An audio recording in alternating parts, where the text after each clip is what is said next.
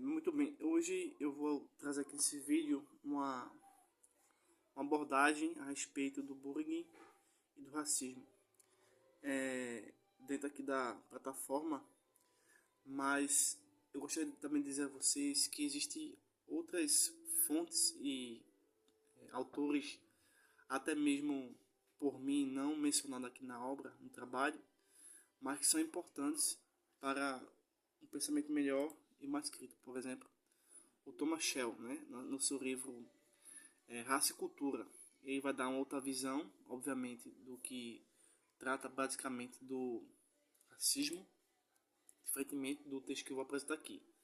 São visões extremamente diferentes, mas é porque nesse meu trabalho eu preferi comentar a obra Racismo Estrutural, de Silvio Almeida. Mas eu apresento uma outra alternativa, não é? Para vocês caso queiram se aprofundar. Não somente nesse texto que eu fiz aqui para a apresentação do trabalho aqui da Unicesumar, tá bom? Então eu vou fazer aqui uma explanação sobre o que a gente vai poder verificar aqui, né? A relação. Então, a gente percebe o quê? Que o bullying, todos nós sabemos que vai ser tratado, né, basicamente pela mídia, como uma forma de violência, né, que tem a intenção de agressões verbais, físicas, né. Então, geralmente, são acompanhados por relação de desigualdade de poder.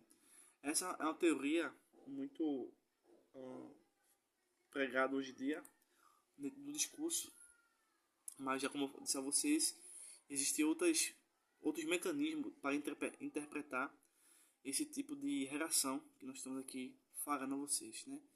Enquanto uns consideram como desigualdade de poder, outros vão trabalhar mais a questão de fatores geográficos e culturais que moldam a percepção dos indivíduos, que é bem diferente do que a gente pode imaginar aqui, tá bom? Então, só para vocês verem já o assunto de uma forma mais extensiva. Não somente existe somente um teórico que vai determinar todo o quadro sobre o assunto, né? Mas tentando focar basicamente aqui, então essa relação que o bullying e o racismo têm, eles vai ocorrer, né, por meio de agressões físicas, como já tentei mencionar aqui no começo, causando consequências emocionais, sociais, né, às vítimas. Então, dentro do ambiente de educação, infelizmente é muito comum isso, né? Isso vai prejudicar basicamente todo o aprendizado, né, a autoestima e a convivência, né, dos indivíduos, né, e o sentimento de pertencimento de cada pessoa dentro daquele grupo. Mas a gente sabe que existem manifestações que não devem ser analisadas apenas como conflitos individuais, para poder produzir desigualdade, né, presente na sociedade como um todo.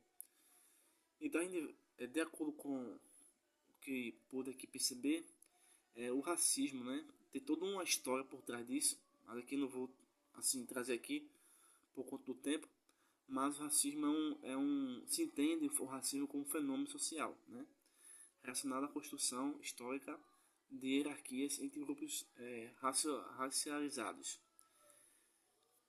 Então, segundo Almeida, né, o racismo não se limita a atitudes individuais, mas também está relacionado ao funcionamento das estruturas sociais e das instituições.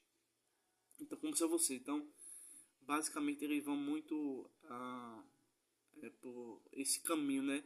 Fala das instituições, enfim. Mas a gente vai procurar compreender o racismo. Ele procura exigir observações práticas e relações que podem produzir desigualdades, mesmo quando são percebidas imediatamente. Então, no ambiente de educação, o racismo pode aparecer em apelidos, né, comentários ofensivos, exclusão, né, estereotipos, inclusive até em filmes, né, desenhos e tudo mais. Não somente no ambiente escolar, né. Então, quando isso acontece, nessa teoria aqui vai envolver o que? A relação de poder, né, de pertencimento, e pode configurar a relação realmente de bullying racial. Um exemplo seria ridicularizar o cabelo, a cor, o traço físico, né? Fazendo com que a pessoa constantemente seja humilhada. E meio que finalizando aqui o vídeo, eu vou chegar aqui nesse aqui, ó. O programa que a gente pode imaginar é o seguinte aqui. O programa para, né, tentar acabar com isso seria o que? Produzir. Esse programa poderia incluir debates, projetos interdisciplinares, leitura de autores negros, não somente negros, né, mas que tivessem de fato todo um contexto para essa situação. E também, dentro dessa teoria que a gente está abordando, todos dentro desse quadro, né, vão frisar o que? A relação e a valorização da própria cultura afro-brasileira, né, atividades sobre direitos humanos.